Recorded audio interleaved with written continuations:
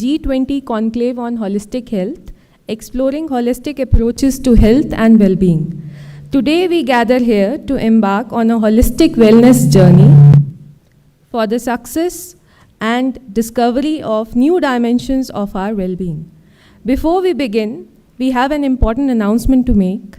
Unfortunately, due to a personal emergency, our esteemed chief guest, Shri Harshvardhan Chauhan ji, Honorable Minister of Industries, Himachal Pradesh, is not able to join us today. The Honorable Chief Guest has communicated his heartfelt best wishes for the success of the Holistic Health Conclave. Now I would like to invite a distinguished group of individuals to join us on stage for the ceremonial lighting of the lamp in the presence of Professor Lakshmidhar Behra, Director IIT Mandi, and Professor Prem Bhatt, Chairman Board of Governors IIT Mandi. I would like to call upon Dr. Rama Jaya Sundar, Dr. Ajay Sankhe, Dr. Rashmi Mathur, Dr. Umesh S., Dr. Ravindra P.N., and Ms. Radhika Bhalerao on the stage for lighting the lamp with recitation of hymns from the Bhagavad Gita.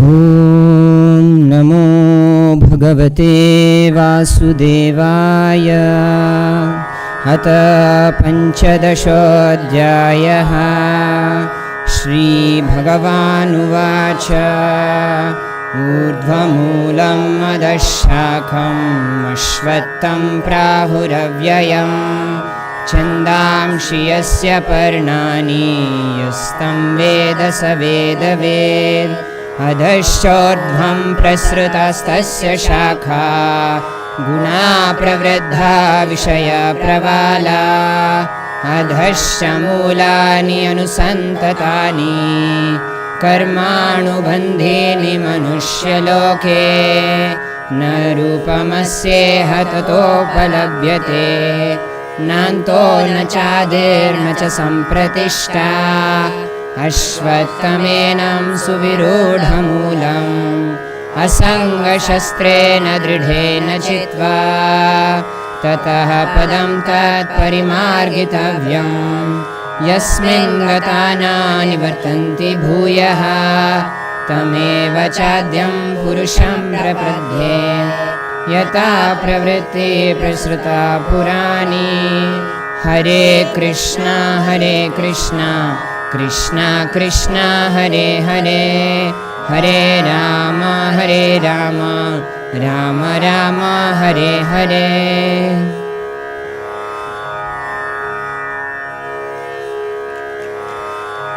Thank you, everyone. We request all the dignitaries to be seated and request our respected director, sir, to welcome the audience with his kind address.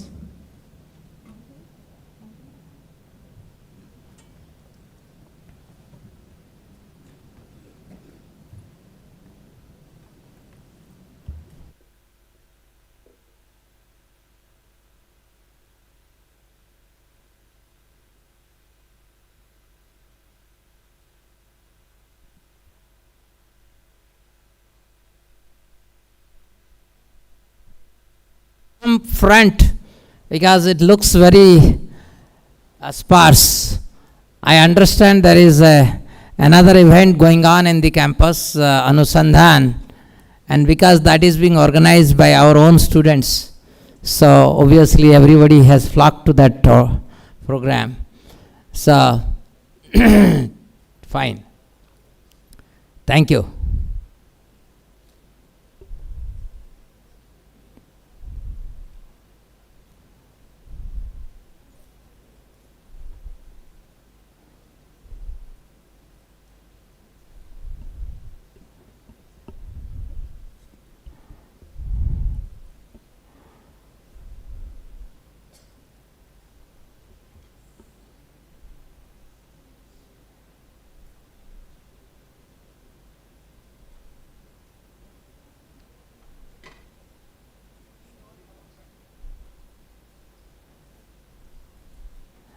Okay, so thank you.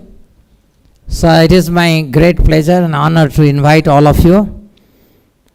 With us, we have our chairman, BOG Professor Prem Bhatt, We have the many experts like Professor Rama Jayasundar, Professor Dr. Sankhe, Dr. Dhaval, Valero, Mr. Vishwas Phatak. So I welcome all of you to this deliberation on holistic health. When we planned this G20S20 event, one of the key theme was holistic wealth, naturally, because we have taken a great step to establish a center, Indian Knowledge System and Mental Health Application, and we are in the process of building a Ayurveda Wellness Center or IKS Wellness Center, and we'll be investing more than 40 crore to establish this center, and hopefully this will be done within next 2 years. And in particularly, we want to give our own students, faculty and staff a proper healthcare that is really based on the age-old tradition of India, which is really sustainable, in a sense that we learn how to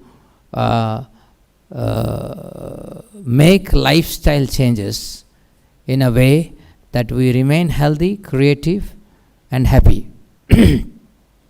I'll just give little background that what are the things that we do at IIT Mandi.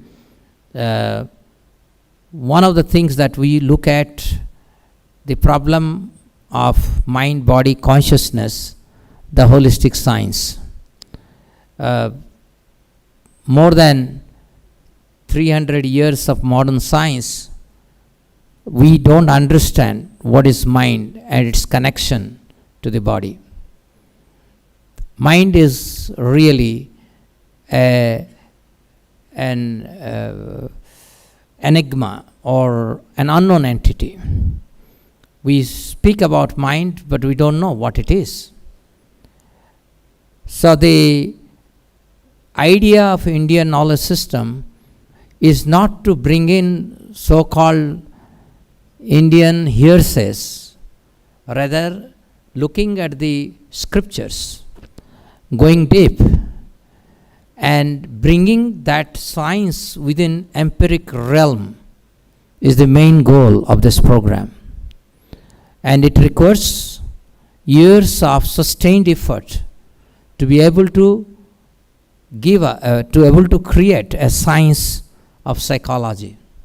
One of the main theme I have told my researchers here is that laws of psychology should never be made subservient to laws of physics, chemistry or biology.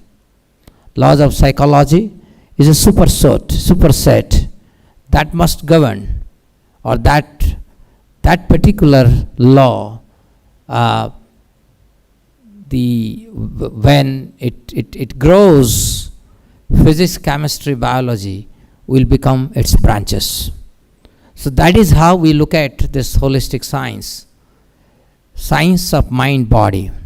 Some of the things, research topic, one of the research topic is, can we derive the laws of psychology that doesn't follow the laws of physics? It's beyond that. Because we know, suppose I break a house, you cannot bring it back. But when your mind is disturbed, there are processes we can bring it back. Your mind is your own world. You have broken your world, but it can be brought back. This is something unheard within the science. So laws of psychology is so important to derive. We are also looking at, when we talk about consciousness in Bhagavad Gita, Krishna said, consciousness is that which pervades the entire body.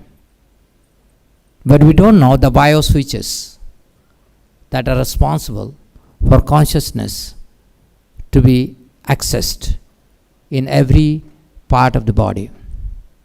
So we are working on developing using anesthesia or anesthesiology, we are trying to figure out what are the bioswitches within the body. When they are dysfunctional, you won't experience. These are all some of the key scientific subjects that we are actually dealing with in Indian knowledge system. But beyond that also, we are looking at the intervention of Indian knowledge system that includes yoga, meditation, prayerful civility, performing arts, in the process of enhancing our cognition, our attention, our focus. Also, helping people to cope with the ups and downs of life, stress and disorder, as well as anxiety. So with that, I thank all of you for joining today's deliberation, and pretty hopeful that these deliberations will give us a much clearer understanding how to go about holistic health, given that IIT Mandi is one of the few IITs that is taking step to work in this direction, because we need a happy world, healthy world, and creative world. Thank you. Thank you, sir, for your kind welcome address. We now invite Professor Prem Vrat, Chairman Board of Governors, IIT Mandi, to the dais to deliver his kind address. Professor Vrat has served as the founding director of IIT Roorkee, and he brings a wealth of knowledge and experience with him. We are truly privileged to have him with us today. Without further delay, I hand over the dais to Professor Vrat to deliver his kind address. Please, sir. Professor Lakshmidhar Behera, Director, IIT Mandi, distinguished guests, invitees, delegates, ladies and gentlemen. I am happy to be present in this holistic health convention, and it was a surprise for me that I need to speak here. Anyway, holistic health is an extremely vital parameter, and the term holistic refers to looking at it in its totality. I remember in IIT Delhi, where I spent most of my life, I'm still an honorary professor there, we had a holistic health center which looks at health in its totality, and perhaps a preventive focus on achar, vichar, ahar, vyavhar, which look at all these parameters contribute towards the physical and mental well-being. And in the whole process, perhaps the focus ought to be on prevention, which we look at all these facets that Professor Behera very thoughtfully brought out. But in the process of health, one of the biggest single parameter is our thought, because our thought determine our action, and action determine our consequences. Keeping that in mind, in the current engagement that I have as a Pro-Chancellor of the North Cape University in Gurgaon, we were the first one in the university to set up, with the help of Brahma Kumaris, a thought lab. Because the idea of thought lab is, if we can inculcate positive thoughts in people, perhaps the good health would be the natural consequences of that.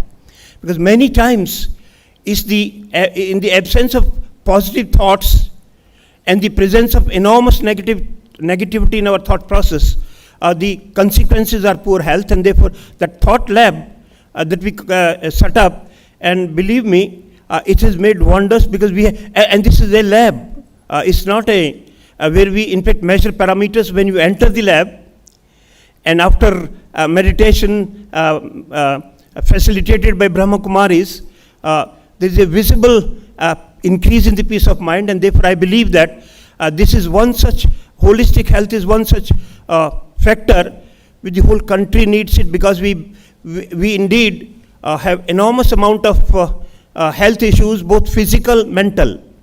And perhaps as the physical progress is increasing, the mental health problems are on the increase, and that's why in the Indian knowledge systems and mental health that Professor Behra has taken a good initiative here. I look forward to a major progress IIT Mandi would be doing. With these brief observations, I'm happy once again, and thank you all for giving me this opportunity to briefly speak to you. Thank you very much. All the best. Thank you. Thank you, Professor Vrat, for your inspiring words. We request Professor Lakshmidhar Behra, Director IIT Mandi, to come to the stage and honor Professor Vrat with a memento. Sir, please.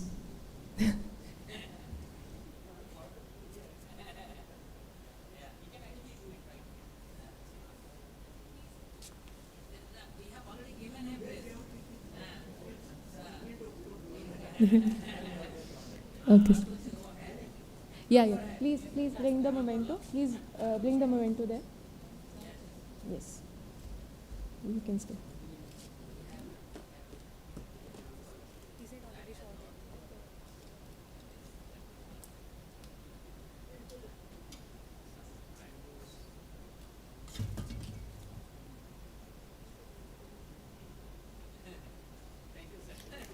Thank you, sir.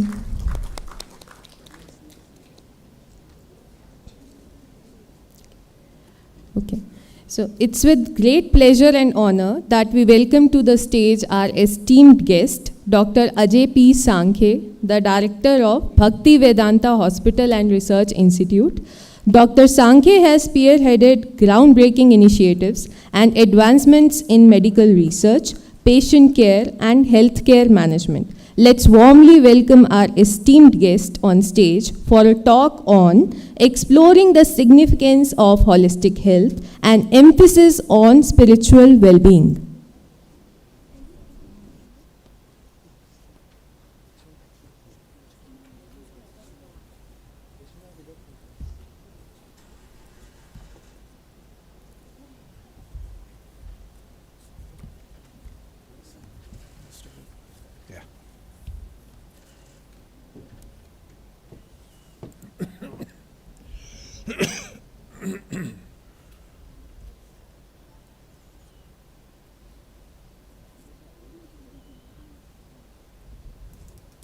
Thank you.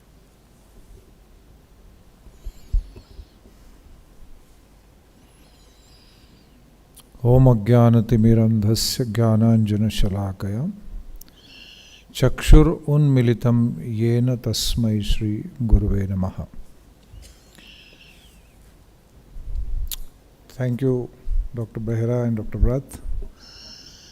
And I'm very honored and privileged to be amongst all of you here at IIT Mandi, beautiful place. The two prominent statements which both Behraji and Vratji made, extremely important, that the psychological processes, the laws, they are not subservient to the physics and biology and chemistry laws. Similarly, in the holistic health, the importance of positive thought process, mind, is important. But there is another very beautiful statement by a pastor. When the spirituality and health was being discussed, so everyone was discussing that how spirituality helps you to be healthy. And a very important comment he made is that spirituality is not something like a vitamin or a salad to be added to the diet. It's the core of our existence. All health is necessary so that we can pursue the spirituality properly. So these are the two comments I wanted to make after both of you spoke. And I'm very grateful to the organizers, but I must admit right in the beginning that I'm not a great spiritualist. I'm myself a struggling sadhaka, they call. And I will share whatever, even a struggling sadhaka has a lot of positivity. So you can imagine a perfected sadhaka. So I'll be dwelling with this whole subject with holistic medicine. It has two connotations. One is holistic means it refers to body, mind and soul, the totality. And the second is that the person as an individual, he is being treated or looked at not just by one pathy or allopathy or homeopathy or Ayurveda, but in totality, whatever systems are available, all of them they come together to make a person healthy. Whether it is yoga, spirituality, everything. So in the 1970s, one young American, he came to meet His Divine Grace A.C. Bhaktivedanta Swami Prabhupada, the founder of Hare Krishna movement in Dallas.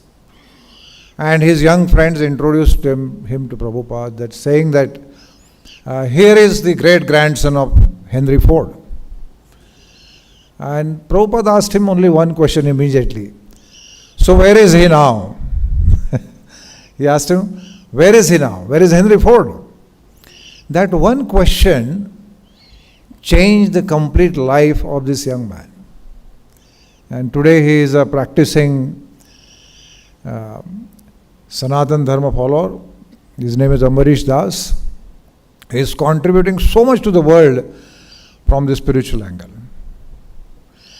So friends, this question, they can change our lives. So right now I'm going to ask you a question. How many of you are thinking or feeling that you are very healthy? Raise your hands quickly.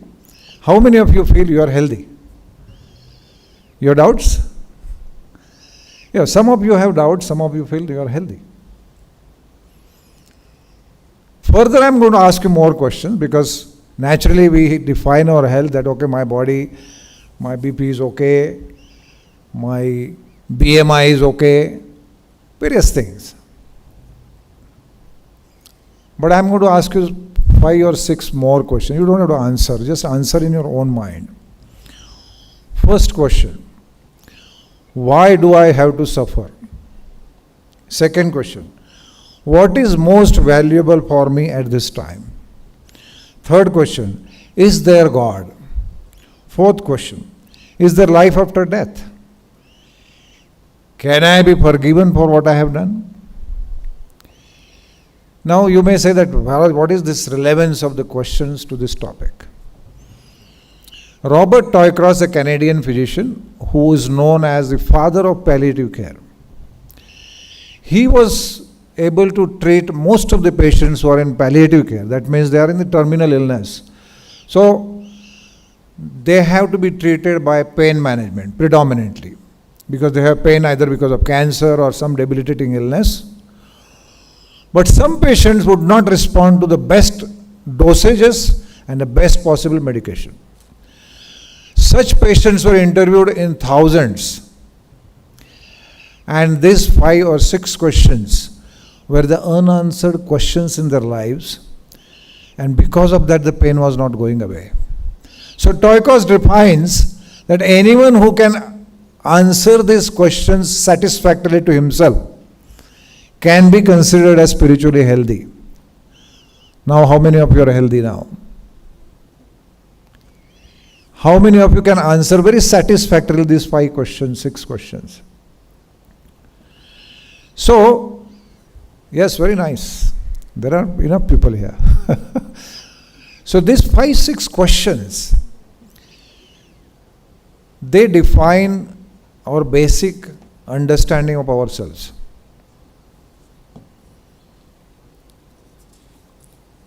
The one thought process which can come up is that, okay, we will look at it when we are either terminally ill or old. That time we'll look at these possible questions. So spirituality doesn't have only that much. Now I'll take you to another Dr. Harold Koenig. He and his co-authors have written a book called as Handbook on Religion and Health. Now there are fantastic findings collecting global data. He has presented very well. He is practicing right now also in Duke, USA. He is a professor of psychiatry. His findings suggest something which is very helpful to our present health also. Suppose I tell you that, okay, I give you some program or some exercise once in a week for 1 hour, which will prolong your life by 7 more years. Will you accept it? Naturally, most of you will say, okay, why not? So his conclusions are like this. He talks about those people who attend even once in a week a spiritual session or a spiritual gathering, they pray at least once in a week. The global data suggests that they will live 7 years longer.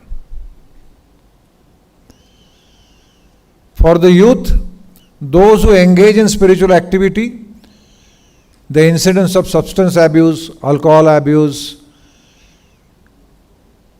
involvement in premature sexual activity, criminal and suicidal tendencies, they significantly reduce at young age. At old age, people have more satisfied life. They have a more sense of well-being. So these are all very important aspects which are pointing us that we are something missing in the WHO definition of health. The World Health Organization defines health as not mere absence of disease or infirmity, but it indicates a well-being at the level of physical, mental and social. They have still not added the spiritual component. In 1983, first time, one of the health ministers, he said, let me be misunderstood, I have no problem, but I must say this, that spirituality has to be added as the component of health. And he went on for a long time. At that time in 1984, first time the World Health Organization created a chapter called as spiritual health, and chairmanship was given to somebody. So that's work in progress. But at these levels, the way India is right now leading the world at all sectors, it's amazing. India is finding its potential again. The tagline is Vasudhaiva Kutumbakam, one earth, one family, one future. That's G20. For that, I would like to quote how it is relevant. In 2016, Dr. Kalam, he came to our hospital for inauguration of the heart center. And he made us repeat certain statements. So he said, repeat after me. He's a very wonderful, saintly personality. He said, when there is righteousness in the heart, there is beauty in the character. When there is beauty in the character, there is harmony at home. When there is harmony at home, there is order in the nation. When there is order in the nation, there is peace in the world. What beautiful lines. So, this is our theme, that we start spirituality at the individual level and then automatically it takes shape in accepting the world as our own family. All living entities as our own family. Whether you are from this country or that country, from this species or that species, all of us are brothers and sisters. So what is this righteousness, which Dr. Kalam said? So righteousness, I define it as the basic spirituality of the individual. Because righteousness comes when you accept or you're awestruck by the greatness of God, the Almighty, the Creator. And in His subordination, in complete humility, you go on His path ordained by Him. That's called a dharma. And that is what is required for all of us to achieve this goal of Vasudhaiva Kutumbakam. However, there are challenges. The greatness of the Lord, the greatness of the Creator has two aspects. One is the greatness of majestic. It's a majestic greatness. He is majestic. He is the Creator. He is Jagannath. He is the Lord of the universe. This is one side. On the other side, He is the most loving, most kind, most forgiving personality. Now, generally the spiritual topics are not discussed in WHO and international forums, only to avoid the conflicts between various people talking of the same religion, same thing, same absolute truth from different angles. So to prevent that conflict, what do? They don't want to discuss it. Therefore, the approach to the whole thing has to be generic. Approach to spiritual health has to be generic. And here I quote a very, very important personality of the last century,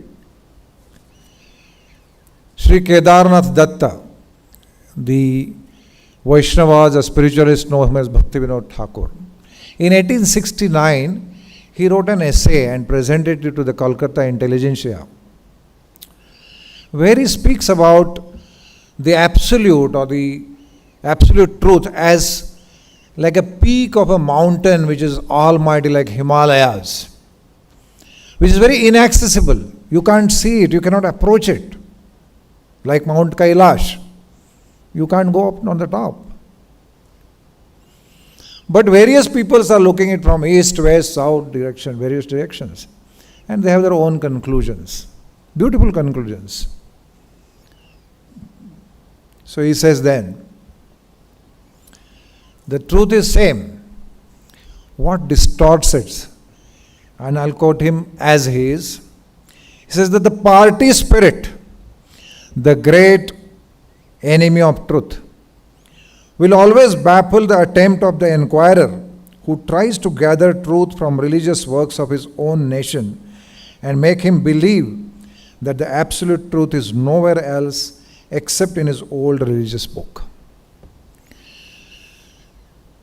Fortunately for us who are in India, and Dr. Behra suggested that we very seriously look at our Indian knowledge system, the scriptures. It's a very important suggestion. It accommodates all possible faiths. In the world, if there is any country which has practically 100% people believing in God, practically 100%, is India. You might be of any faith, but spirituality is extremely prominent in India. So which nation can be better to lead the spiritual health in the world? So to mitigate this dilemma of conflicting, you can say, party spirits on the spiritual subjects, at Bhaktivedanta Hospital we created a model which is called the Bhaktivedanta model. It is based on what we call as match guideline. Match stands for, M is for mercy, the principle of mercy, accepted by every possible religion. The principle of austerity, accepted by every possible religion. Principle of truthfulness and principle of cleanliness. And H stands for the holy chants, holy name. All religions in the world accept these five. Based on that, spiritual care is given to all our patients. And we have seen amazing results. We have published many research papers. Our first research paper was in 2016. In fact, our research department was created so that we can do research on spiritual care. So 2016, we took 250 cancer patients. This is a dreaded disease. As soon as we hear the word cancer, dharti khisak jati hai. The whole family becomes completely distraught, morose, end of the world for the person and the family. We administered spiritual care through the match guideline for all these 250 patients and their relatives, and a significant difference in their overall well-being after the treatment. The coping mechanism was so significant that it was accepted in one of the international journals. Then in the COVID time, we have many researches, but I am just mentioning these two because time is short. In COVID time, most patients died because of anxiety. Less than COVID, more anxiety killed them. Bhaktivedanta Hospital had the best rates of survival. People would come from long distances with very heavy oxygen loads, 20 liters to 30 liters per minute, sometimes 40 liters per minute, and survived. Dr. Dalal is sitting here. He made one patient from Kolhapur. After 3 months in ICU, he walked home. He was kept and he was losing hope every day. But daily, Lord Jagannath will come and meet him. And his servant, Dr. Dalal, will also come and meet him. Ultimately, he walked home. There are many incidences like this. It's a generic spirituality. One of our patients' counselor, the way we give it is the environment. The environment itself creates the feeling of well-being, the sattvic environment. The food, lacto-vegetarian, sanctified food. This is what we offer to the patients. The prayers. Now prayers, whatever is your faith accordingly, those kind of prayers. For a Muslim it will be Quran, for Christian it will be Bible, for Hindu it will be Gita, or whatever the book person desires to read. Prayers will be there. And emotional support through counseling. What is the result?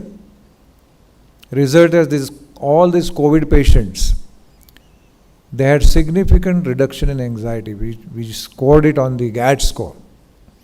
So amazing results are there in the administration of this generic type of spiritual care.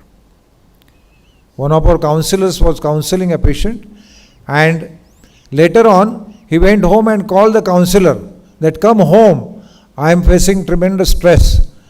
I need your help immediately. He came, he was a Muslim by faith, and his house there was so much stress because of the young daughter was just married and her marriage was on the verge of breakup. So a lot of counseling was done. At the end he asked a question, you have so many mullahs and so many people, why did you call me?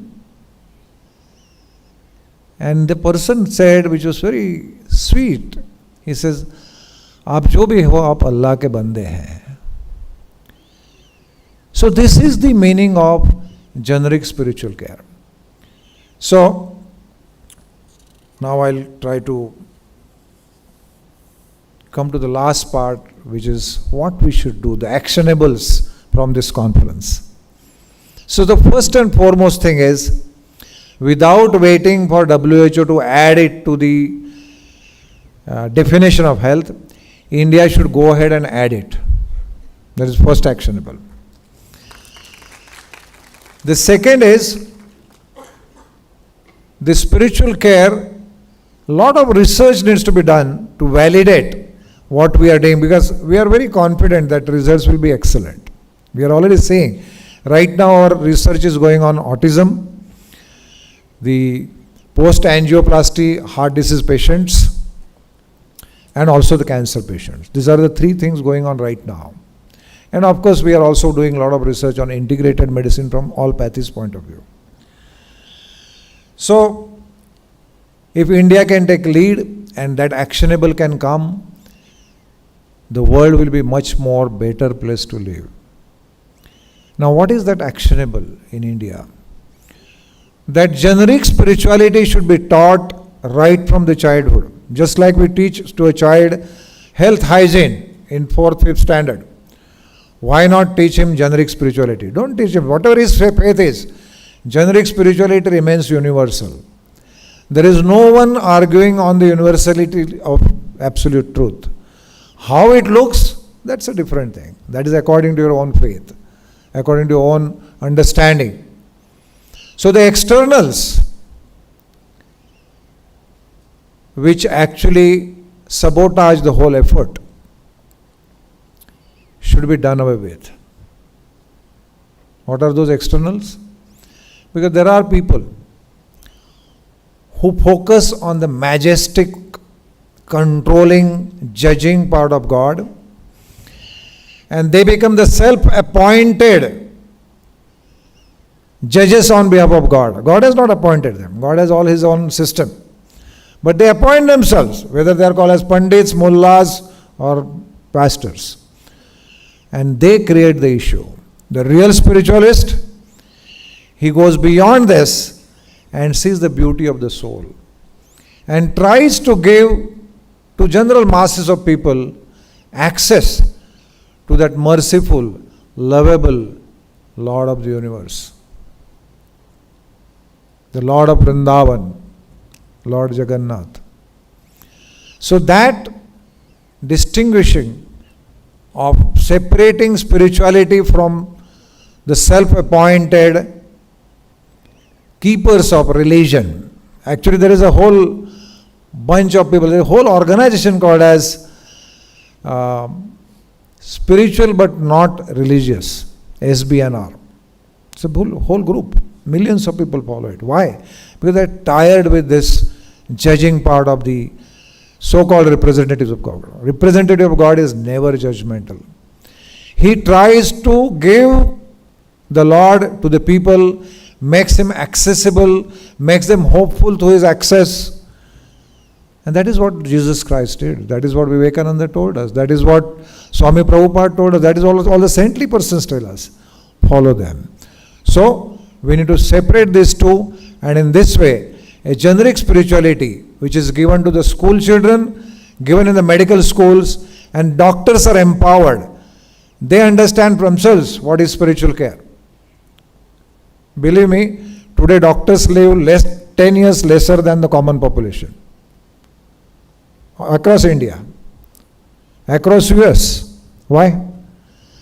Because they don't themselves practice spirituality. When you do not have that spiritual foundation, naturally, all the stresses you take, they will act on your body. So there is a concept of the biological age and the chronological age, which I'll discuss during the panel discussion. So I thank all of you for patient listening. Thank you very much.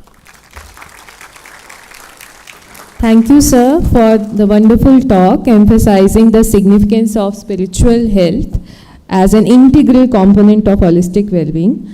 Now we invite questions from the audience. So do we have some questions for the speaker? Yes, please, can we have the mic? We have another volunteer. Please, can you come with another? Dr. Sankhe, I would like you to highlight your recent patient, Mr. Dayaram Das. Oh, yes. Yeah. Okay. So one of your IITians, very senior IITian from IIT Mumbai, Dinesh Kochrekar, Dayaram Das.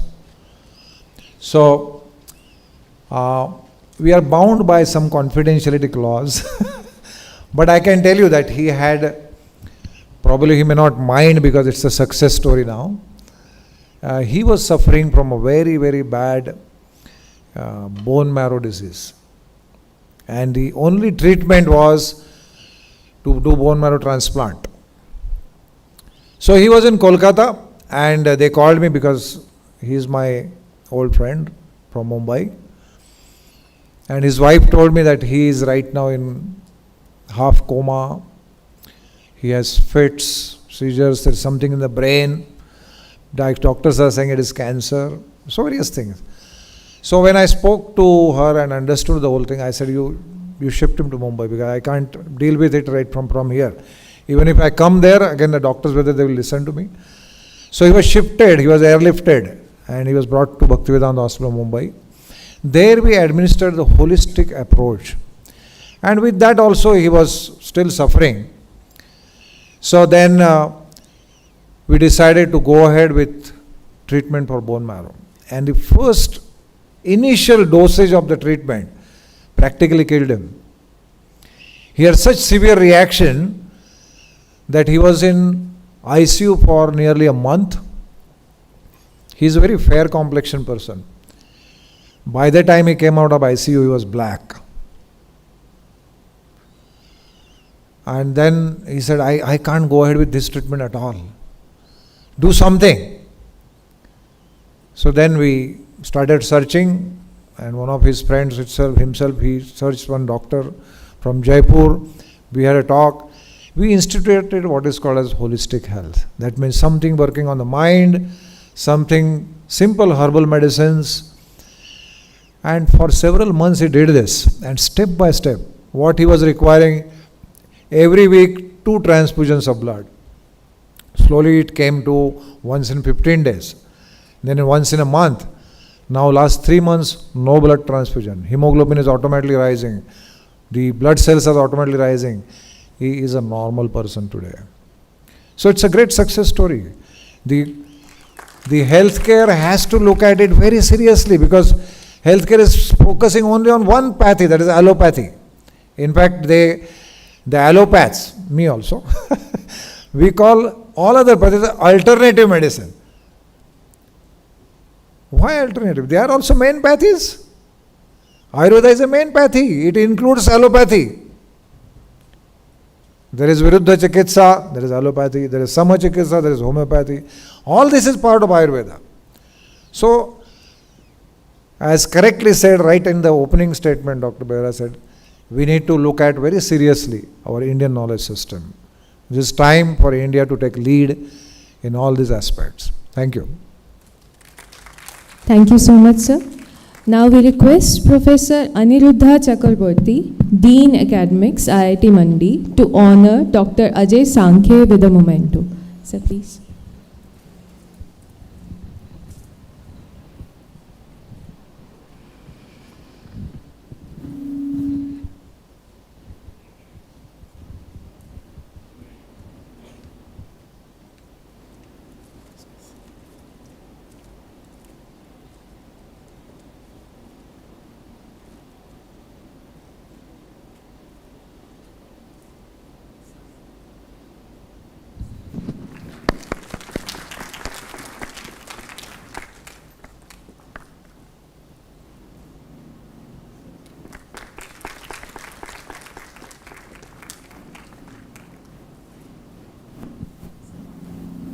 Thank you so much, sir. We request the dignitaries to please take their seats.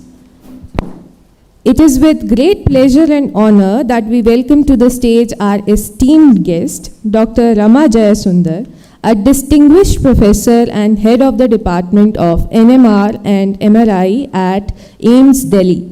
Dr. Jayasundar's expertise and contributions in research have been highly acclaimed. With expertise in clinical imaging, neuroscience applications, and Ayurveda, she has made significant contributions and received numerous awards. Let's warmly welcome our esteemed guest on the stage for a talk on Ayurveda, a holistic healthcare system perfected over time.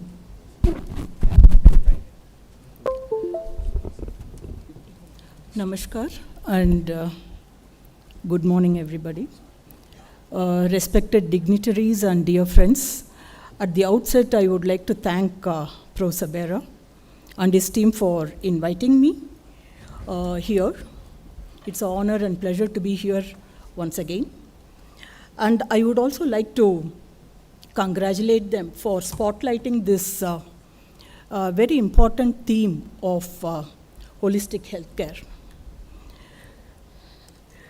It is actually surprising that despite thousands of years of human existence, and the fact that we live in the age of science and technology, which has given us so much nuanced information about the human system, we are still trying to understand how to be healthy. And I think it's even more surprising that many diseases are vying with each other to take the first spot as the health epidemic. But what has won the race and stands very proudly as number one in health epidemic of 21st century is stress and mental health issues. This is again surprising because stress has in some form or the other has always been part of human existence. I don't think there has been any human being who has not had stress. Even a caveman and cavewoman would have been stressed about something or the other. But why has it become a topic of discussion now? Is it because we have become weak physically, physiologically, and emotionally? Don't we know how to handle things? Anyway, let us leave this question aside and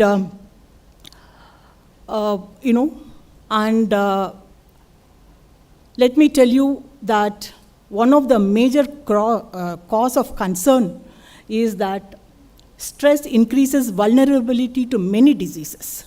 This is a major cause. Diseases which are happily health epidemic in their own rights have become part and parcel of stress as well. So these and many more diseases are a result of stress and mental health. So we are talking of holistic health and holistic health care. So what is holistic health? Our previous speakers have very eloquently told what holistic health is. It is an approach that considers multidimensional aspects of human existence from physical, physiological, mental, emotional, social, and even spiritual. I have added even spiritual because modern medicine still has not taken cognizance of it, or it does not want to take cognizance of it. So that's why I have added the word even spiritual. So if we want to understand health in a holistic way, we need to conceptualize the human system with mind and subtle aspects of human existence factored in. We need a model which includes mind and other subtle aspects, right? So what actually decides how to select the model? What actually plays an important role in the selection of model is worldview. So if you start from here,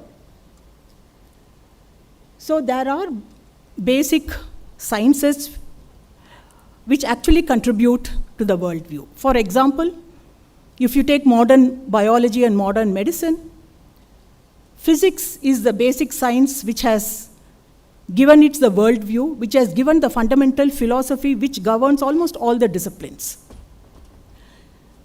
So worldview is something which tells you how to look at the reality, physical and non-physical reality around you. So how you look at the world will determine how the human system or biological systems are looked at. And this defines what metrics are used for health or what metrics are used for diagnosis of disease. And this naturally defines how the system is managed or treated. So what is important is the worldview, which tells you what kind of model to use or how to conceptualize the human system. Let us look at the current model. which is the model used by modern biology and modern medicine. This is something we are all very familiar with. This is based on the worldview of classical physics or worldview of Newton physics, where there is a conceptual separation between mind and matter. So because of this worldview, this is our understanding of the human system. This is a model we are very, very familiar with. We study from school days. Atom is a fundamental building block of everything physical in the world, including the human system. Then you have atoms make molecules, molecules make organelles, you have cells, tissue, organ system, and the entire organism. So this is a structural hierarchical model where, true to the worldview of classical physics, mind is not factored in. So let us look at Ayurveda. This is another way of looking at the complex human system. The human system is so complex, there is more than one way of understanding it. So Ayurveda is science of life, it is not science of disease. This is a big difference between modern medicine and Ayurveda. Modern medicine started off as a disease care system, and now it's realizing the importance of health, not only health, holistic health care. But from the word go, Ayurveda has always been science of life. It deals with, because it is science of life, it deals with both health and disease. When it deals with health, it talks about preventive and promotive health. And when it talks about disease, it talks about how to diagnose and cure them. Health is understood as a complete balance of functioning of tissues, their metabolic end products, senses, mind, consciousness, and social and ecological well-being. Ayurveda categorically states that absence of disease alone is not health. It's a very comprehensive understanding of health, defined this way more than 5,000 years ago. So there are layers of health that Ayurveda talks about. So there is individual or self, then there is the physical health, there is physiological health, psychological health, emotional health, interpersonal health, the relationship between people. It has to be healthy. And finally, the social, environmental, and ecological health. So you have these many layers of health. And how do we make a model out of this? Because if a system has to manage health and ill health, there has to be a model. Without that, it is very difficult to handle the information, vast information that the system is spewing out. So what is the Ayurveda model? So this is based on Indic or Vedic worldview, which talks about interconnectedness. This is a worldview where there is a conceptual inseparability of mind and matter. Mind and matter is one cohesive unit. It cannot be separated, come what may. Whether you are discussing health or ill health, whether you are trying to manage them, mind and matter goes together in Ayurveda. So let us look at Ayurveda's conceptualization of the human system. So it talks about a structural domain. It's a misconception that Ayurveda doesn't care too much about the physicality. It is not true. There is a lot of emphasis on it. It talks about the existence of structural domain. This domain is networked through channels. These are called srotas in Sanskrit, the language of Ayurveda. These channels are basically blood vessels, veins, capillaries, arteries, lymphatic vessels, and so on. So the entire structural domain is called Srotomaya, which means that it is nothing but network of channels. Then Ayurveda talks about a physiological domain, which is defined by parameters called Vata, Pitta, and Kapha. For convenience, I have I'll be using V, P, and K. I will come to this a bit later to give you all an understanding as to what this V, P, K are. Here you see that this domain is networked through using these parameters, but you also see this area of overlap.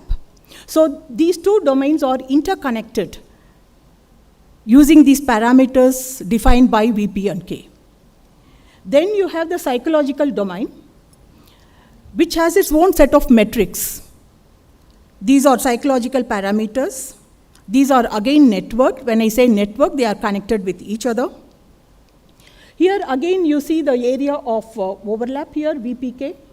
It connects the physiological and the psychological domain.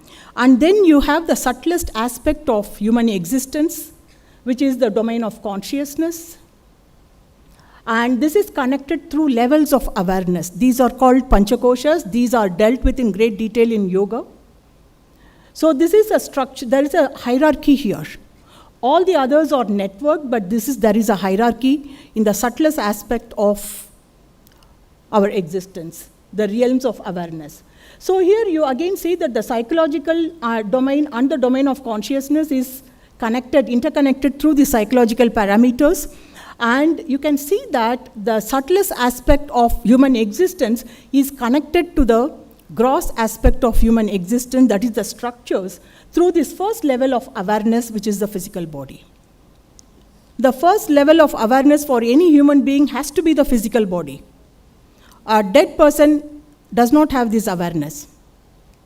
So you see how the entire human system is understood as a seamless, integrated whole, including factoring in all the 4 domains: structural, physiological, psychological, and the domain of consciousness. So we are seamlessly mind, body, and soul, and you see how mind is factored in effortlessly in Ayurvedic model. So let us look at how Ayurveda has classified and subclassified the human system for practical purpose. They need to, at the end of the day, they need to manage health and ill health, right? So they need to have a more pragmatic classification, which will help them give the metrics and parameters which they can manipulate. So there is the physical structure-based classification. This deals with the physical aspect of humans. Then there is a function-based classification which deals with the physiological and the psychological aspect. And then you have the system-wise classification which deals with physical, physiological, and psychological aspect. And then there is the subtle aspect of human, that is the Sukshma Sharira, which deals with levels of awareness, and it deals with psychological and realms of awareness. So I'm going to talk about this functional classification, not in depth, but in brief, because this runs as an undercurrent to the entire Ayurvedic understanding and management of health and disease.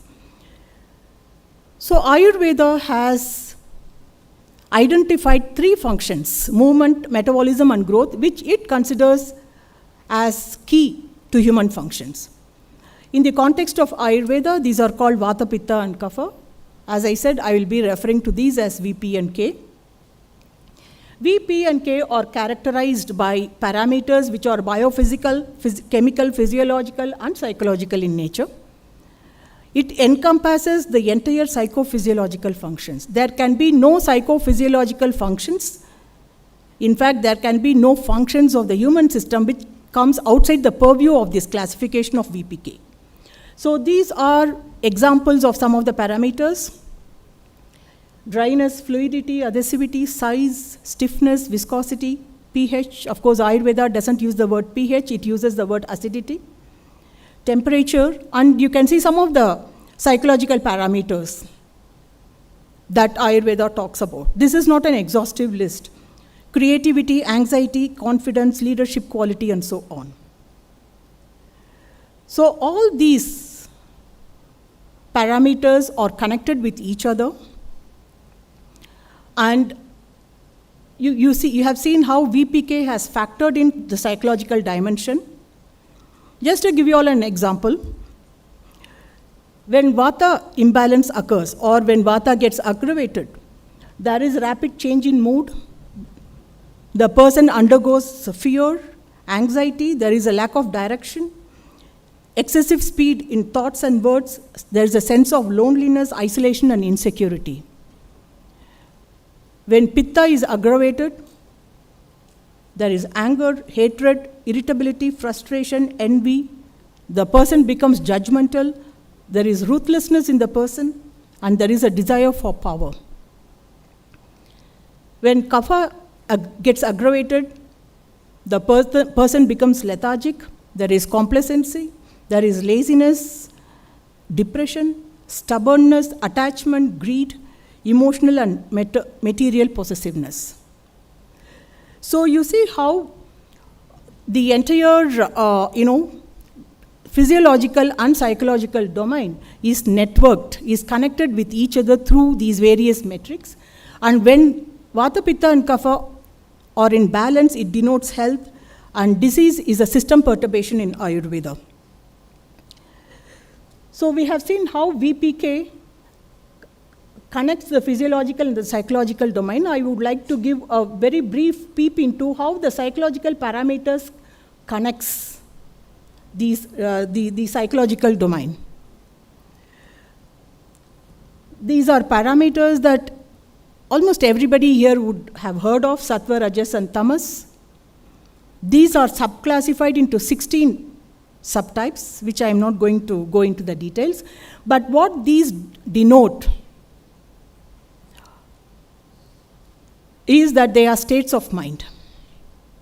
So for example, the Sattva Guna is like a clear lake where there is clarity and purity. You can see it is so crystal clear that the entire reflection of these mountains can be seen here. Now Rajas is like a lake after a disturbance. When a pebble or stone is thrown, it causes ripples. And each ripple is a challenging emotion.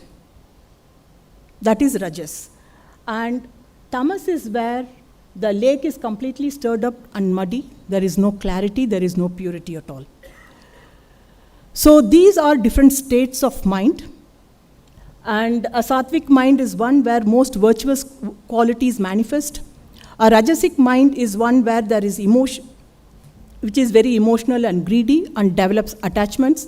A tamasic mind is one which is harmful. They harm themselves, others, and the environment and the world at large. So there is violence and vindictiveness, which can be very easily provoked. So just like VPK impacts physiological and psychological mental health, Sattva, Rajas, and Tamas also impacts mental health. So put together, Ayurveda has a bag full of parameters which it can use to manage physiological and psychological health. So the management in Ayurveda is very holistic because it considers the various dimensions. So there is a physical interventions in terms of medicines and procedures like panchakarmas and diet interventions. And there are non-pharmacological interventions like yoga and meditation, chanting, counseling, etc. And also lifestyle activities. So health is multidimensional in Ayurveda. These are just some of the parameters: sleep, food, and health in terms of physical, physiological, psychological, environmental, societal, and even sensorial health, how to use your senses in a healthy way, and of course, lifestyle. And health is therefore multi-parametric in Ayurveda. All these and many more parameters are used to manage health. VPK, the parameters, the biophysical and chemical and physiological and psychological parameters associated with VPK. There are phenotypes. We know that all of us are different physically, physiologically, and psychologically. So this is called Prakriti in Ayurveda. So different Prakriti people have different requirements, so that is factored in. The psychological status, the Manasika Prakriti of a person is also taken into account while managing health. The season, annual rhythm, circadian rhythm, and its link with health. The lifestyle activities, the age of the person, the gender, the food, the occupation, the environment, the digestive capacity, all these are used to manage health. The same parameters are also used for treating diseases. And there is a multimodal delivery of health in Ayurveda. The person is empowered. So there are general rules, what to do, what not to do, what to eat, what not to eat. There are regional rules depending on the environment and the climatic condition. There are family traditions. There are festivals. You know that different festivals in India have different cuisine associated with them. And the basic reason is that it takes care of the season-related diseases. So it's therapeutic nutrition, as the term is called now, that is delivered through the different cuisines associated with the different festivals. There are age-dependent regimens, phenotype, Prakriti-dependent regimens, occupation-dependent regimens, and so on. So let me stop here, and holistic health for healthy tomorrow, not only for the individual, but also to the society, nation, and the world at large. So I would like to thank IIT Mandi for giving me this wonderful opportunity to share some of my thoughts on Ayurveda. Thank you very much. Thank you, ma'am, for the enriching talk that reminds us to embrace a holistic approach to healthcare by acknowledging the value of Ayurveda's ancient wisdom in our modern world. We now invite questions from the audience. Do we have some questions? Yes, we have a question over here.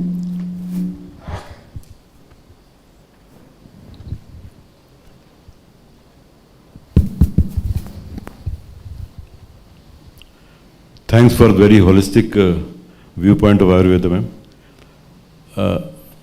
As we were discussing initially, ma'am, this interpretation of your Vayu, Pitta, Kapha needs to go in the definition, the basic definition of Ayurveda. Until we establish the definition, and we have to have this definition throughout. My request is this: we should aim for this, ma'am. Your comment, ma'am. This is not my interpretation of Ayurveda. This is what Ayurveda tells. It's just that, I am presenting it in a way that probably is more palatable, or that's more, that's understood easily. So, but this is how Ayurveda functions. This is what Ayurveda tells of how it understands and manages health. But yes, I agree with you that this knowledge as to what Ayurveda is should be, shared with reinterpreted with the new physics, new scientific empirical things which is already established. This needs a reinterpretation, some imposition, some definition, redefining the things. See, there are various ways to look at it. Ayurveda is a theory-based science. Modern medicine is empirical. Ayurveda has a theory, which is why it has withstood the tests of time. It has a theory of health and disease, which is why it can handle COVID, it can handle autoimmune disease, because it's like having a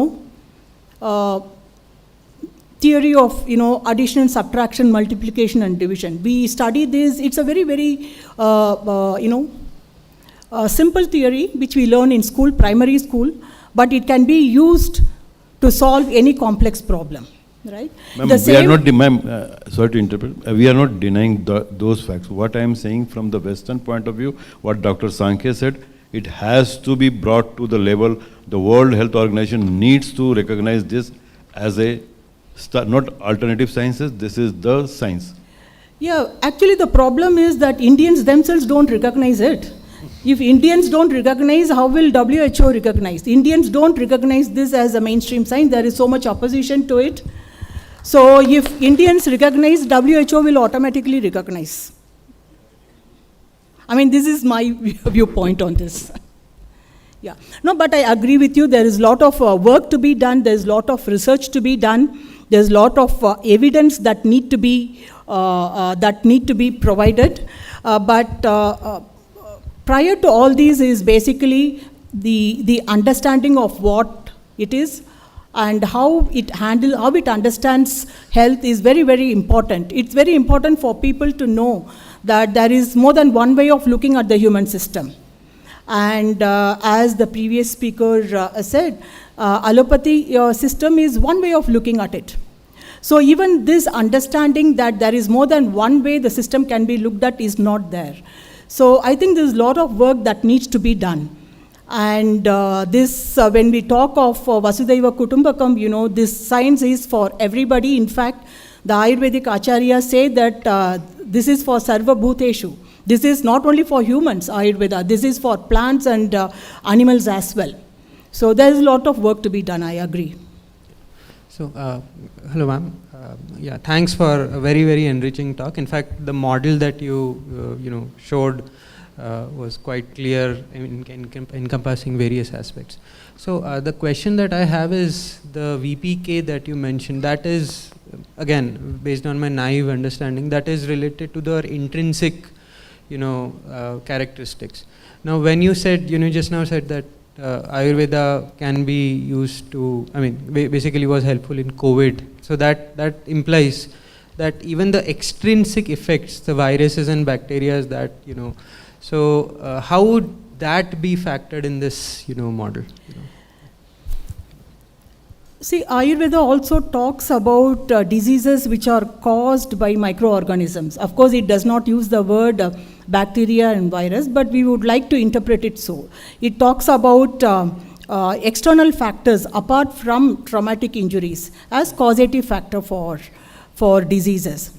But in most of the time, it says that the ahara and vihara are the main causative factors. So if you take something like COVID, of course modern medicine says that the virus is the causative factor. Ayurveda would say that the ambience in your system is the causative factor. Virus is only a triggering mechanism. Not everybody who is exposed to the virus is going to be COVID positive. This we know. This has been proven as well. So why is it that only some fall prey to the virus? It's because of either the low immunity or the ambience within the system, which has given space for the virus to do what it wants to do. So that's how, it is an intrinsic factor, not an extrinsic, which is responsible for COVID. Thank you, madam. Yeah, that clarifies. Thank you, ma'am, for such knowledgeable insights. Now we request Dr. Tushar Jain, Head of the Center for Continuing Education, IIT Mandi, to honor Dr. Rama Jayasundar with a memento.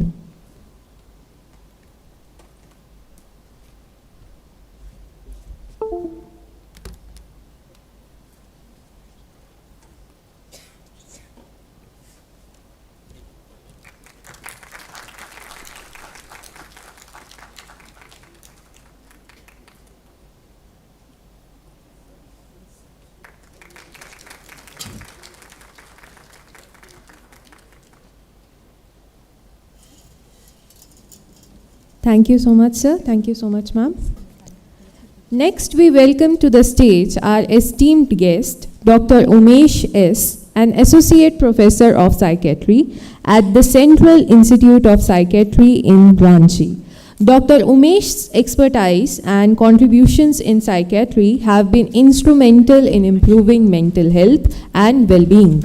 His insights and expertise will undoubtedly shed light on critical issues related to mental health and help us gain a deeper understanding of the subject.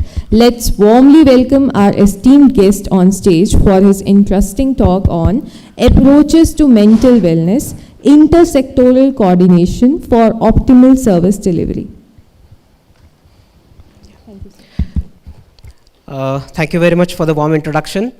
Myself, Dr. Umesh, and first of all, I'd like to thank the entire fraternity of IIT Mandi for giving me the opportunity to speak here today in front of all of you. And I belong to a place, it's a place called as Central Institute of Psychiatry, Ranchi.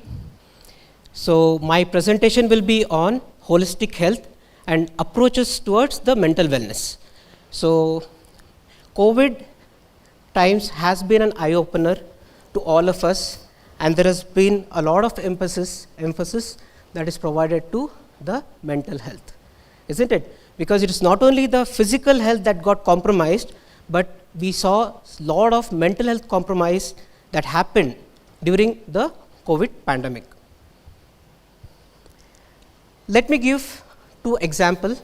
They are the case we need from 2 of my patients. So meet the first, the person with the green shirt or pant. So he is a person of around 75 years, male graduate and retired bank employee. So recently he suffered from emptiness syndrome because his son recently migrated to Germany, and he said that I'm not able to sleep. But a regular practitioner of yoga, very precise about the dietary habits, and is well throughout. He is a non-diabetic, non-hypertensive. Let me give another example, that is Mr. AK, 62-year male, graduate and businessman. So this person is being so busy in his business that he is unable to take proper lunch, dinner, takes food at any XYZ place. He is not a diabetic but a hypertensive, and ultimately suffered from a lacunar infarct at the age of 56, and currently has started developing symptoms of vascular dementia. Okay, so what is the difference between these 2 people? What is the difference? Can anyone share? It's because if we see in a reductionist point of view, okay, as we allopathics, we often find A plus B is equal to C, or A derives B, or A derives C. Okay, we are always reductionist because there is hypertension, because of which a person developed vascular dementia and going into a state of maybe poor QOL. Okay, and here there is one more person who has not been having any sort of illness right throughout, has been practicing strict dietary principles, as well as he has practicing spirituality, yoga, mindfulness, whatever, and at the end of the day, he is having transient insomnia at the age of 76, that too because of an empty nest syndrome. All right. So we'll discuss this later as well if the time permits.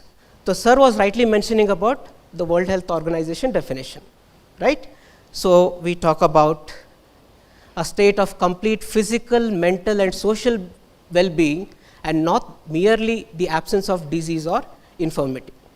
So what is missing here? Sir was rightly mentioning that the spiritual component is yet to be incorporated, right? Moving further, this is the definition for mental health. Okay, so a state of well-being, again the well-being has come, in which the individual realizes his or her own abilities, can cope with the normal stresses of life. We talk about distress, we talk about eustress, isn't it? Like ma'am was mentioning about everyone can go through the stress, right, from the caveman till the present day generation, isn't it? So it is how we cope with our stresses of life that is mentioned in the definition of mental health, and can work productively as well as fruitfully, and is able to contribute to his or her own community. So what we are doing is, if my mental balance is optimal, I am able to provide my services to the community and I am productive, right? Hope I am clear. If there is some difficulty, please stop me there and then, right? So COVID has brought this thing into emphasis. Earlier what we used to talk about is the communicable disease, AIDS, उससे पहले tuberculosis, leprosy, इस पे ज़्यादातर हमारा ध्यान रहता था, isn't it? Then came the role of non-communicable disease, diabetes, hypertension, cancer, so many other things. But it's not only these two, this comes under this one, but mental health has now become a separate entity altogether. The reason being, it is connected with all these things. A person with a poor immune system gets vulnerable to communicable disease. A person who has a poor mental health, poor well-being, mental well-being, he is vulnerable to non-communicable disease like hypertension, diabetes, cancer and so on, right? So there are a lot of global health challenges, and there is a role of intersectoral coordination, isn't it? Because as an allopathy practitioner, I am not very well acquainted with the spiritual practices. At the same time, as a doctor, I am not very well versed with the ML algorithms, isn't it? But if we try to work together, I guess we might be able to find some sort of a solution to the ongoing or maybe existing clinical problem. So it's the non-communicable disease on top of the head, then the infectious disease, and see, look at this, mental health disorders or mental illness. That is number 3. And then comes the other emerging conditions and other things. And there is the most urgent health challenges to tackle in the year 2020. This list was provided in 2020. So you can see that elevating health in the climate debate. Again, climate is related to so many things. It is related to mental health, physical health, emotional health, so many things, isn't it? So ultimately, this is now getting priority day in, day out. Otherwise, we can see something like this after a few years. So this is an interesting article which I got from BMC. You see that this particular thing, there is some sort of a suffering, but the person is not having any diagnosable mental illness. Look at the percentage, it's 10%. The prevalence rate is 10%. He's not having any depression, anxiety, insomnia, whatever it is. And this is a person with moderate mental health and no mental illness. They are just 51%. Isn't it an important number? You could have expected 80% rehta to bahut acha rehta, isn't it? But the problem is it is just 51%. And if we just add this up as well, it is just 60%. Rest everyone is just somewhere falling this place, and complete mental health with no mental illness is just 17%. That's again a staggering number. So this is the spectrum of intervention model which was provided somewhere in the 1994 by Mrazek and Hegarty. Okay, this was even published in the WHO. So as an allopathy practitioners, we often find remedies at this time. Treatment and maintenance, that is aftercare, rehabilitation, long-term treatment, standard treatment for known disorders, case identification. But what about these? Health promotion, universal prevention, selective prevention, and indicated prevention. So the spectrum of intervention model as an allopathy practitioner has not only shifted from the aftercare rehabilitation or treating the disease at that particular end point, we are also now trying to work on this health promotion and prevention. For that, what do we require? We require sort of a holistic outlook, because there is no pill to prevent any disease. There is no pill to promote any disease, isn't it? So this is the universal prevention that is for the general population, a population as a whole, and there is no identifiable risk, or maybe there could be some risk. The next one is a selective prevention. They are slightly vulnerable at the biological, psychological, and they have some sort of a social risk factors. And the third one is indicated prevention, who are at definite risk. So this is one during our MBBS and maybe during our MD psychiatry times. We used to often read about Angel's biopsychosocial model. This is a model of illness. Everyone knows who is into medical practice. So we talk, as a reductionist, we talk about biological perspective. Okay, this neurotransmitter leads to depression. This imbalance in the hormone can cause XYZ disease and other things. But it is not only the biological factors, there are a lot of social determinants as well, isn't it? Because some sort of a social stressor can invite biological changes. Some sort of a psychological stressor can develop some sort of a biological imbalance again. But this is not given in the books, but what we understand here is lack of spiritual dimension to this particular model is again one of the important factors. Perhaps this was published maybe in the 60s or 70s, but something like a lack of spiritual sort of component, if it was added at that time point, maybe you could have something in the present generation. So now the role of mental health professional. As a mental health profession, our roles have been slightly changed. Okay, so it's transitioned from the illness-oriented strategy to illness-oriented as well as health-oriented strategies. We are doing a lot of community awareness in order to maybe provide some sort of an education to the community. We are going to the schools to provide a lot of how to manage the stress, examination stress. You can see there are a couple of events of suicides at various schools, colleges, and other places because of difficulty in handling or coping stress, isn't it? So we are doing a lot of community awareness. We are generating mental health literacy, early identification and intervention, promote recovery-oriented approaches, and promoting holistic health and positive psychology. We have our own set of frameworks for holistic health and positive psychology, but this extent is just in the infancy. We talk about holistic health, we only see this portion of the tree. But what about this, which is the root? Sleep, relaxation, exercise, movement, nutrition, hydration, stress resilience, relationship networks, trauma, how to overcome trauma, microorganisms, because there is now a definite link of the gut-brain axis. Something wrong in the gut can affect the brain, isn't it? And recently, Honorable Prime Minister has also mentioned about International Year of Millet, for millets, perhaps. That is because in order to optimize this gut-brain axis, isn't it? Because it's not only improving our gut, it is also improving our mind, perhaps. That could be my speculation. So you should not only focus on this particular thing, but we should always be aware and to optimally work on these particular areas. Okay, because as I'm not a sleep physician per se, so I should be taking help of someone. Exercise, movement, yoga, I'm not a yoga therapist, isn't it? I have to take someone's help. Nutrition, hydration, I have to take the help of dietitian or maybe someone who is working on holistic sciences or integrative medicine. Stress resilience, we can do it to some extent with the help of a psychologist.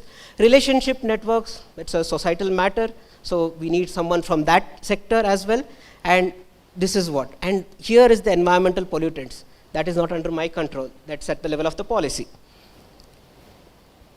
So we talk about mental, emotional, physical, spiritual, and social, and just not the symptoms or particular disorder. So there are different pillars of holistic health. I gave an example in the beginning itself. We talk about sleep. Optimal sleep of maybe 6 to 8 hours is required. Perhaps the next speakers would be talking in detail about that. And here is one important thing, the meaning in life. The generation has lost its meaning in life to some extent because they are so busy in this hustle-bustle world that they are not able to find what is the present situation. They are not being mindful. They are not having any sort of meaning. कुछ भी चीज़ें अच्छा नहीं लग क्या दिन रात ऐसे ही चल रहा है types. But why we are not able to find meaning in life? Because we are not able to get engrossed into that particular thing. Okay, we are not worried about the relationships which we used to have maybe 30 years ago. Now we are only worried about the virtual relationships, isn't it? We talk about how many likes did we get, how many, retweets did we get from particular, any. So we are not worried about the diet. We eat all sort of a junk food wherever, whenever, isn't it? So we are in a state of complete, chaos. So in order to reduce the chaosness, we have to become more organized in our approach, okay? It's said that mental stress-induced myocardial ischemia is one important area. Earlier, this was never into a fashion, but mental stress has been one of the culprit for your increased vascular resistance and development of heart attacks, okay? So diet, sleep, exercise have been considered as the main pillar of a healthy lifestyle, okay? Sir was actually sir was mentioning about those things, and close social relationships and not the virtual relationship is very important in the current scenario, because what is happening in one room, the other person is not knowing in the other room, because everyone is busy in our mobiles, isn't it? So at the individual level, what can we do? Behaviorally, we should be attentive to oneself through I'm not saying that you practice mindfulness every day or it's very easy to practice, it's actually difficult, but at least be attentive about oneself, about my internal environment, whether I'm having any difficulty within me. Okay, try to get insights from your own body, it will tell you that this is happening to me. Next is secured attachment with the dear ones. So this is what we are lacking in the current generation. Receptiveness to affirmation. It's not just the likes, but it is value-based affirmation. Okay. So every affirmation has its own values. So you have to identify the values when it comes to the seeking affirmations and other things. Communication of gratitude and mutual respect. The era has gone where you provide any mutual respect. I'm not saying one-to-one, like I'm talking in general. Like earlier, the mutual respect used to be very well, what I can say, but people are not bothered. Hello, hi, that's gone. Everything is fine, and everyone forgets the next day. Perspective taking, we are lacking right now. We have to make sort of it's not only the thing, perspective taking has been one of the important area, and trying to be more empathetic, like stepping oneself onto other shoes and trying to understand the situation is very important in the current era, because people aren't becoming as empathetic as they used to be in the past. So yoga and mental health, as you know that it's an integration of consciousness, energy, physical as well as mind states, isn't it? So it is a conglomeration of all these things. Research stays stress reduction, even to that matter that there could be changes in the brain-derived neurotrophic factor levels, which is actually connecting the different wires of the brain. Okay. Enhance self-awareness, I was mentioning previously. Build social network, because you don't do it, maybe some people do alone, but it is almost, many of the times it is in the social gathering, isn't it? So people also tend to build up social networks, and positive neurobiological, hormonal, metabolic changes and immunomodulation can occur. Positive psychology. So self-help or professional support can be done. A lot of people do practice positive psychology. I will just give you a hero model, which is called as a PsyCan: hope, efficacy, resilience and optimism. So often referred to the acronym as the hero within. So we need to identify the hero within us. We have to identify whether we lack hope, whether we lack efficacy, whether we are having the assets but we are not able to identify these assets within us. Being more resilient, because in the future we might go into some sort of an adversity. We need to be really careful about, and we have to build resilience to the same, and we have to be more optimistic than what we are. So it increases subjective well-being as well as psychological well-being. So there are different ways in which we can do that: mindfulness-based interventions, acceptance and commitment therapy at the professional levels, forgiveness intervention, behavioral activation and reminiscence, especially in the elderly population. Yoga, meditation and work-home balance is another important area, because we tend to focus on our work, forgetting our home, isn't it? This is one of the findings from one of the researchers which was conducted at CIP Ranchi. So you can see that this is one variable. Forgiveness is a variable. The PhD scholar had provided forgiveness-based intervention to persons suffering from alcohol use disorder. So initially you can see that the forgiveness, this is actually the P650 wave. Okay, so it is a higher order emotion and cognitive processing that takes place. But interestingly, what was found is the LPP, the late positive potential, was actually optimized when the forgiveness cues was provided as compared to revenge cues, when they were given sort of an intervention, that is forgiveness-based intervention, to a person who was suffering from alcohol use disorder. That means we can even try, when we try to identify this positive psychology element through neurobiological mechanism, we can find something that is happening in the brain effectively. So we talk about all these concepts. So are these concepts Western? Okay. Cognitive behavior therapy, acceptance commitment therapy. When we talk about mindfulness, we talk about Zen principles.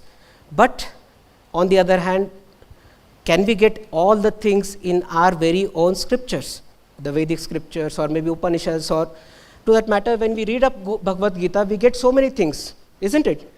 So most of the psychiatric practice in India is guided by the Western concept of mental health and illness.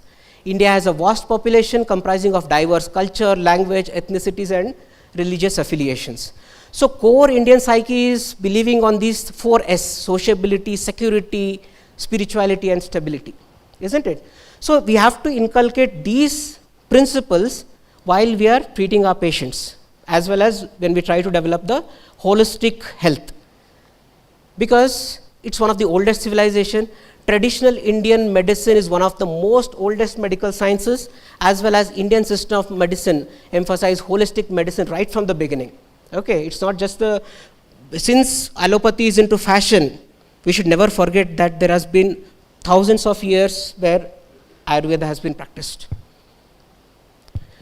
So I'm going to give an example of Bhagavad Gita as a complementary tool to CBT. We know CBT principles, cognitive behavior therapy principles, but if you give a cultural ingredient or if you give a spiritual ingredient, what will happen?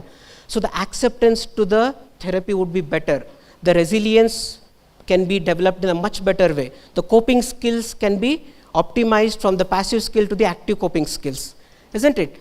Can be a source of psychological insight and to study cognition, emotion and behavior, and even to that matter that Sthita Prajna, what we were talking about, the mindfulness, Zen mindfulness is actually given in this sacred script itself. So we have to connect our scripts to the emerging or maybe the contemporary psychological principles. The use of metaphors from the ancient scripts for problem solving, that's what we are trying to inculcate, but the acceptance levels is yet to be assessed. And this is something I often quote. We talk about Hanuman complex, isn't it? Hanuman never know that he could fly, he could carry Sanjeevani Parvata by himself. But it was when Jambavanta mentioned that you have this unique capacity like a god. Then what happened is, he identified himself. So a person or a patient or a client who has lost his confidence can be made to realize his potential which lies within him to change his life. So there is no need to give any Western examples to that. Just try to make them understand the Hanuman complex. Okay. So early intervention, if nothing goes well, I mean, people land up into difficulty, sleep disturbance, stress, mood dysregulation, uncontrolled anxiety, feeling depressed, abnormal behavior, drug abuse, suicidal thoughts, then we are there to help, isn't it? Then you require a specialist care, isn't it? And then that can only happen because of community awareness. A person who has been suffering from depression for maybe more than 2-3 years is not able to identify his own core symptoms. He's just saying, nahi, kuch rehta hai, tanav type ka rehta hai, manage kar raha hu. But he's not able to manage himself. He has developed hypertension, he has developed diabetes. But why is this happening? Because I'm not aware about myself, isn't it? That's why we try to incorporate or inculcate this sort of an awareness through in the various forms of education. And people don't want to discuss about the mental health issue because of the stigma and discrimination. I'll be labeled as depressed, I'll be labeled as psychotic, I'll be labeled as schizophrenic, manic. That is what is the current situation. So it is as same as the other non-communicable or communicable disease, isn't it? So community provides a sense of belonging. If you try to connect with the community, it can reduce the stigma and support the people in need. So develop mental health literacy. I'm just skipping few slides because of the lack of time. Hope I think I'm left with few. So we also, I was initially taken about like intersectoral coordination. Again, when it comes to technology, like technology has opened a new frontier in mental health support as well as in the data collection, because we can generate a big data and we can predict various models through its sensitivity, specificity, positive predictive, negative predictive values and other things. Opportunities to newer methods to access, help, monitor progress and increase understanding the level of mental well-being. Technology solutions such as mobile apps, as simple as that, as a wearable device, artificial intelligence or mixed reality can be the future. If a smart gadget or app detects the change in the behavior, it may provide a signal that help is needed before a crisis occurs.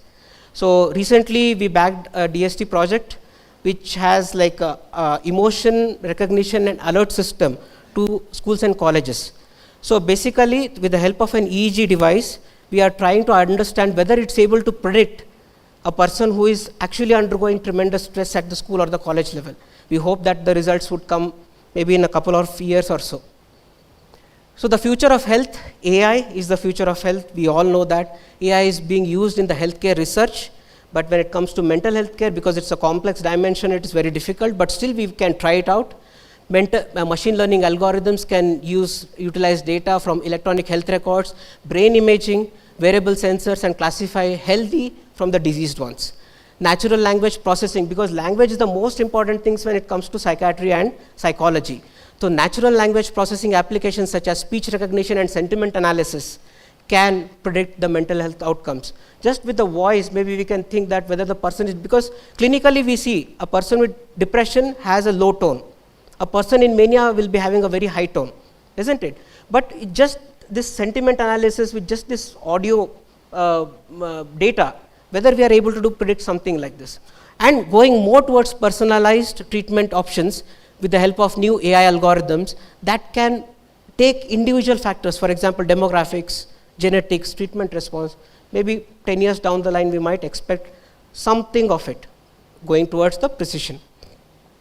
So challenges, of course, there are the success that technology-based healthcare interventions are achieved through clinical trials, and research hasn't been able to be translated into real-world clinical care. That is one of the drawbacks as of now. Effectiveness is not well studied. I'm sure about this. To whom and for what is still an enigma. It's still a question. Ethical dilemma. We don't know what are the ethical standards when it comes to AI principles. Collective work from various sectors. I've already mentioned about this. Regulations, and it is an expensive method, because many of the technology we try to borrow from the Western. We should have our own indigenous ways, isn't it? So holistic mental health technology framework, it's the patient or client-centered approaches, and these are the various solutions. Infrastructural design, perhaps we should set clear metrics, deploy long-term strategies, establish iterative design processes, as well as facilitate multidisciplinary collaborations. And the third one is the life cycle design, that is design clear value propositions, champion continuous evaluation, design the context of intended, implemented, and the use, and promote high ethical standards. So there should be a firm handshake between the technology and the healthcare sector. Okay. So with this, we might be able to overcome the global health challenges. For example, global health challenges necessitate the collaboration of healthcare professionals from a diverse specialty and discipline. The goal is to find sustainable solution to address current healthcare challenges for the betterment of future generations. And there is a need to healthcare professional needs to join forces and work togetherly to tackle the complex and interconnected nature of global health issues. So to conclude, holistic mental health or holistic health emphasizes the interconnectedness of physical, mental, emotional, and spiritual well-being. Integrative medicine, a combination of conventional medical practices and evidence-based complementary and alternative therapies, promote holistic health and well-being. AI can be a valuable tool in the field of integrative medicine, enhancing the delivery of personalized, patient-centric approach, and can go towards the holistic care. And this is the holistic model of India under the current leadership. So you can see that it starts right from the immunization to clean water to Ayush to Pradhan Mantri Jan Arogya Yojana, Telemanas for supporting and counseling services. It's a toll-free number. Poshan Abhiyan, I've talked about International Year for Millets. Swachh Bharat, which is very important when it comes to communicable diseases. So this is the contributions from CIP. We do a lot of community extension clinics, wellness program for the students at the level of schools as well as the colleges, frequent community awareness activities, yoga for patient and staff, telemanas services, mental health experts for the Manas app, which is a prevention app by Principal Scientific Advisor of Government of India, and state-of-art technology for assessment and investigation, as well as for the management of mental disorders. So this is our institute from where I have come from. Thank you. Thank you, sir, for an insightful talk highlighting the importance of intersectoral coordination and integrating traditional wisdom with modern innovations to promote holistic mental health and well-being for all. Now we'll like to invite some questions from the audience.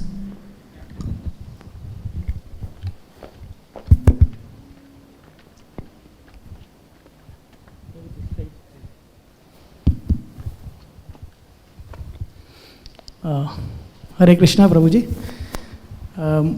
Actually, I didn't get the chance to ask the question from the previous speakers also. So my question collective question, sabhi se, aap sabhi se. Why we are talking so much about WHO and all the, WTO, UN, all the organization, when we have all seen the time of COVID, and we have all seen the role of WHO and Mr. Tedros, and it's not about WHO only.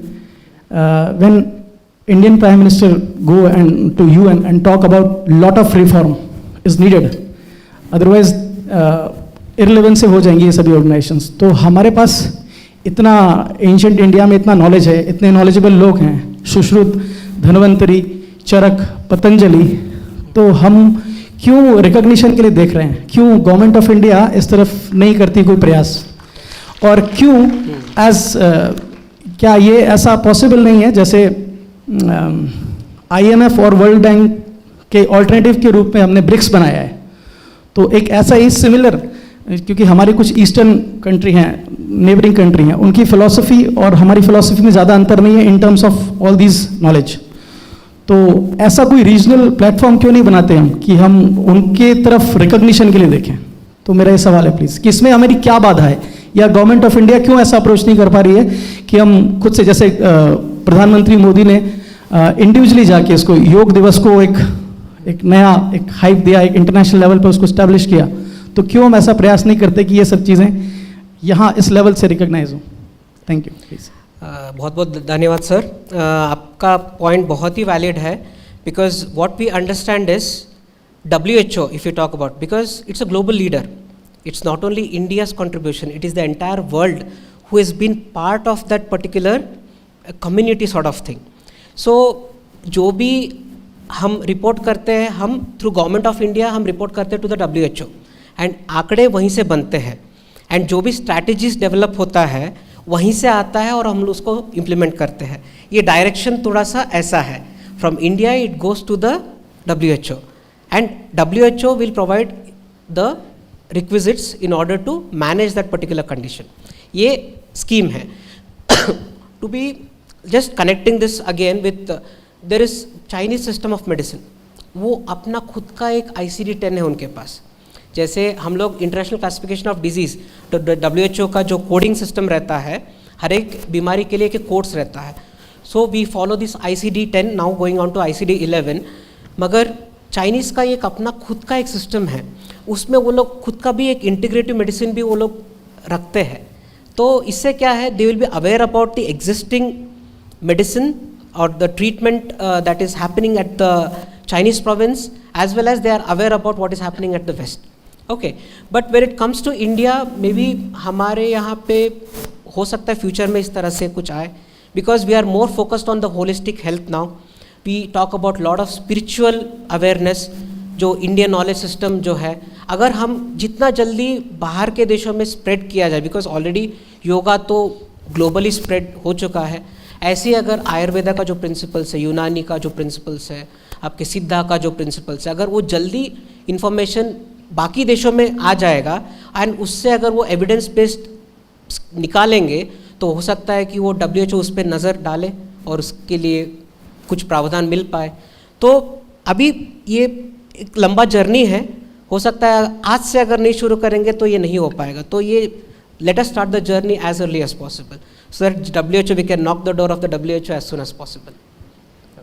Thank you. Thank you. Good morning, sir. I actually had a few questions, if you don't mind. We talked about the roles of professionalists. So, to what extent early intervention and identification can help? Obviously, we cannot change the mental wiring of a person, but to what extent can it help? Exactly.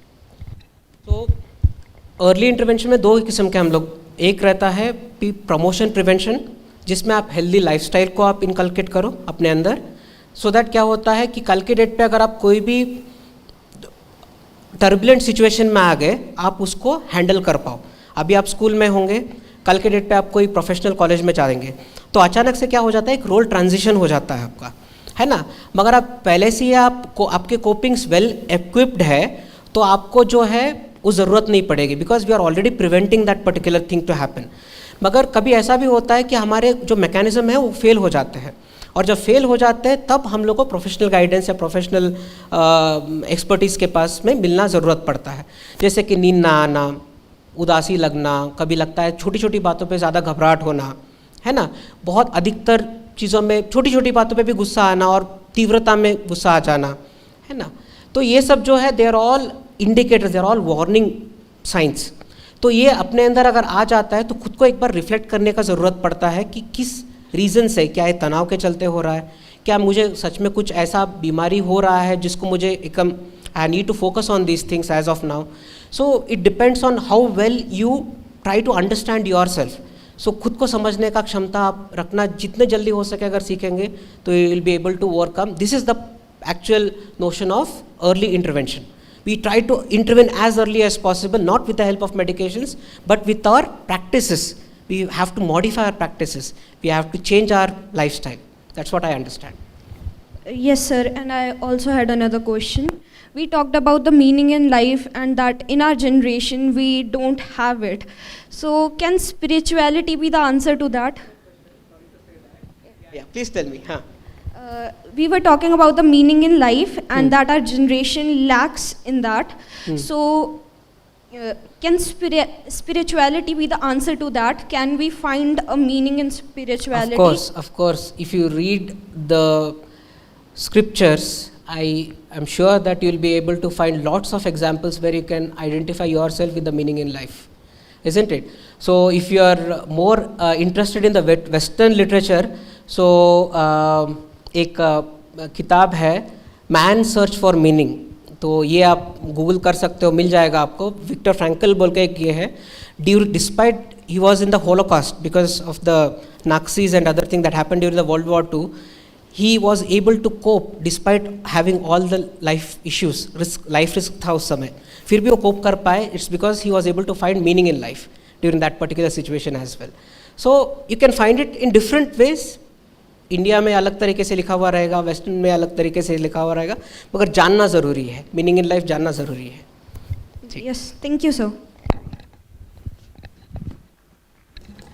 Thank you, sir, for an insightful talk and discussions, QA discussions. Now we request Professor Varun Dutt, Chair of the Indian Knowledge System and Mental Health Application Center, IIT Mandi, to honor Dr. Umesh with a memento.